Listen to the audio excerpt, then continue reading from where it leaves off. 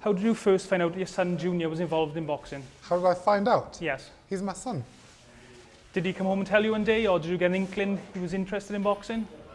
Yeah, he said to me one day when he was about eight years old that he wants to try boxing. And what was your reaction to that? No. And for what reason didn't you want your son to box? I was probably a little younger. I'm a little wiser now. Well, I'm a lot more wiser. But for some 7, 8 years, I told him no. Every time he asked, no. And the way in which, I suppose, I was brought up with an iron hand, and so I've brought my children up with an iron hand. And no means no. And what that must have done, in my view, is fortified his determination to do what I was telling him he can't. So what was Junior's reaction when you said no? Well, you don't talk back to dad. You don't talk back to your parents. That's the way we were brought up, and so he never spoke back to me. But obviously, it must have stayed with him, and it must have made him want to do it more than the norm. Because normally, if you tell somebody yes, they go ahead, they try it, and then they lose interest. But as I said to him, he can't. And there wasn't a gymnasium around that he could go to. The gymnasium was across the way. It was, on the compound in which we lived, and so he never had a chance to even practice. So, when he was 8, 9, 10, 11, 12 years old, he must have been watching all the videos and the DVDs of me, and I think that it's maybe that's giving him the fortitude he has, because, today he seems irrepressible. And I should tell you that at 16 I said, right, okay, you've been asking me for a long time, if this is what you really want to do, these are the things you're going to have to do. And then I basically put him in a furnace. To forge iron, you have to put it in fire. And that's what I did. And effectively, he's passed just about every test I've given him. And tests are not like one-day tests. They're 6 months tests. They're 2-year tests. They're 3.5-year tests. And he seems to have passed them with flying colours. So what type of tests did you give your son? Going to the gym and stay there. I sent him to Vegas, stay there in Vegas. He didn't have transportation. He'd walk to the gym in 110-degree heat. He dealt with it. He dealt with the trainers. He dealt with all the Bengal lancers, chancers, the fly-by-nights, the wannabes, all of that rubbish, BS, you need to get underneath your belt. And he went and did that. And, within, I think, maybe within 3-4 fights, he was the North American Golden Glove champion. So, he has the mindset. He was taught the mindset and the ethic and the ethos, and he seems to want it more so than anything. What did you feel inside when Junior said to you, Dad, I want to turn pro? No, I was guiding him. At that particular point in time, he was in Cuba with me, boxing with the first team, getting his rump torn up, which is what a young fighter needs, hardship. If you don't have the hardship, and if you have support systems, you make nothing in boxing, nothing. All these guys who are taking a drink now and then, going out once in a while saying, well, after all, I'm a human being. Surely I can have some life. No life at all. If you want to make the grade, you don't have a life. Your life belongs to boxing. Your health is second. Boxing is first. Training comes first, no matter what.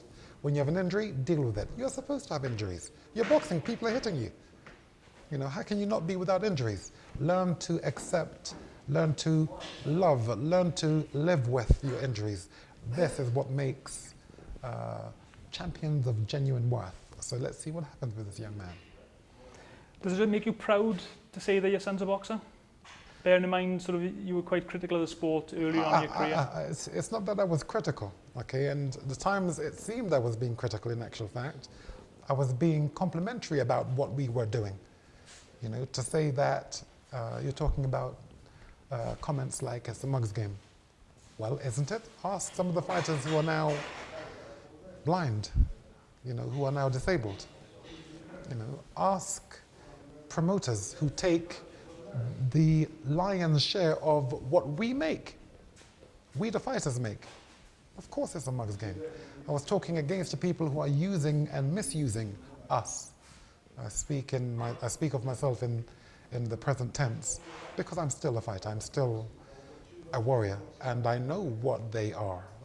We are the noble ones, the fighters are, because we are not taking from anybody. We are being extremely noble in as much as we are training and we are fighting people in our own, who have our own or the same capabilities. Whereas the people who are controlling and who have the contracts are, not doing as they should do, which is working for the boss, which is what the fighters are. Watching your son box, do you feel the urge to get in the ring again yourself? Oh, absolutely. Do you ever feel tempted? Christ, yes. I was just talking to Nigel today. I said, come on, kid, we've got to get it back on. That's Nigel Venn, I take Yes, it. yeah. He said, no, I'm finished. I'm in the church. What do you feel inside when you see your son in the ring? I mean, I am knowing what you know and going through what you've gone through in your career, so many hard fights. Yes. What sort of feeling have you got inside? Let me put it into words. I'm shocked, stunned, and amazed. I really am. The fortitude and the fire and the irrepressibility he has, it's a wonderful thing to see. And can you imagine how I feel? So, but one can't say too much. What we must do is watch. But I do believe we have a live wire, as we used to say back in the day. We have a live wire. This kid is, Christ, it's not him I'm worried about. I'm worried about the opponents. I truly am. He is something else. The referees, they've got to be sharp. They've got to be on their toes because this kid is doing something that not even I expected. I mean, the last referee nearly got knocked out himself. I mean, look at it on YouTube. The punch came back, the referee came in, he tried to stand, and you saw a left hook come up and came around and hit the referee in the face. Hey, it's fantastic stuff. It's what boxing, it's what it needs, I guess. I mean, a little bit of spice, a little bit of that that raw nature, like what Tyson had. That raw nature, and he seems to have it. I really am shocked because indeed, for a middle-class kid, he shouldn't have this ability. He really shouldn't.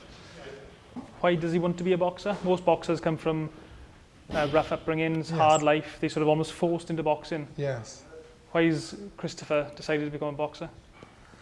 Well, at 16, he did say to me that I don't believe I can get the respect from any other profession like I can get from boxing. 16, he told me that. Could have been 15. And if I was looking up while I was saying that, it's only because I'm trying to find the date and the time and where he said it. I'm not dreaming. Final question, Chris. How far can your son, Christopher Eubank Jr, go in boxing? Well, in my view, he already has a capability to be a European champion at 3 fights. So you tell me. And you've got to say, well, we know Chris is a bit odd. Perhaps he's just talking oddly again. Or can you see my point? And if you can, then you tell me. How far can he go? Well, that is the spectacle. That is the question mark, and that is the $64 question. So we have a lot to look forward to on Channel 5. Switch on.